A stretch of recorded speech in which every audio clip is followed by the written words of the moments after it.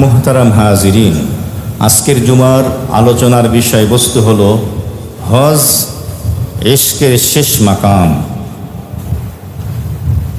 দুইটি শব্দ, একটি হলো মুহাব্বত আর একটি হলো ইশক। মুহাব্বত, ইশক, প্রেম, প্রীতি, ভালোবাসা।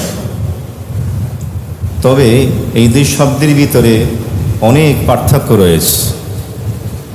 মুহাব্বত বলা হয় স্বাভাবিক, সাধারণ, ব্যাপক ভালোবাসা। ভাইয়ের প্রতি ভালোবাসা, বোনের প্রতি ভালোবাসা, বাবা মায়ের প্রতি ভালোবাসা, সন্তানের প্রতি ভালোবাসা, বন্ধুর প্রতি, দেশের প্রতি ভালোবাসা, দেশপ্রেম, এটাকে বলা হয় মুহাব্বত। আর ইশক হলো মুহাব্বতের সব থেকে উঁচু মাকাম। বান্দা যখন মাওলায় পাকের সাথে মুহাব্বতের সম্পর্ক প্রতিস্থাপন করে এবং সে প্রতিটি ধাপ, স্তর অতিক্রম করতে করতে মুহাব্বতের উচ্চ শিখরে যখন আসীন হয়, তখন বান্দার ইশকের মাকাম নসিব হয়ে যায়। বলুন সুবহানাল্লাহ। এর দৃষ্টান্ত উলামায়ে কেরাম এভাবে দিয়েছেন।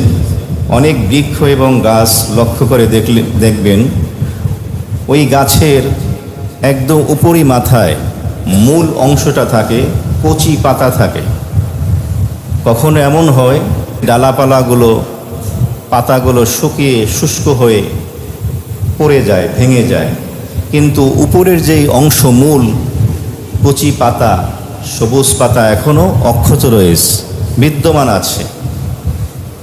তো এই মূল অংশটাকে বাঁচিয়ে রাখার জন্য গাছের অন্যান্য ডালাপালা, পাতাগুলো নিজেকে কোরবান, উৎসর্গ করে দিয়েছে।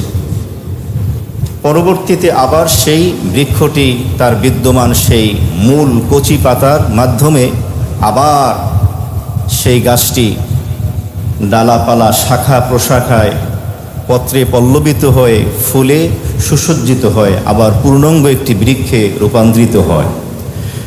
শুরুতে গাছের ডালাপালা, শাখাগুলো শুকিয়ে নিজেকে উৎসর্গ করে দিয়ে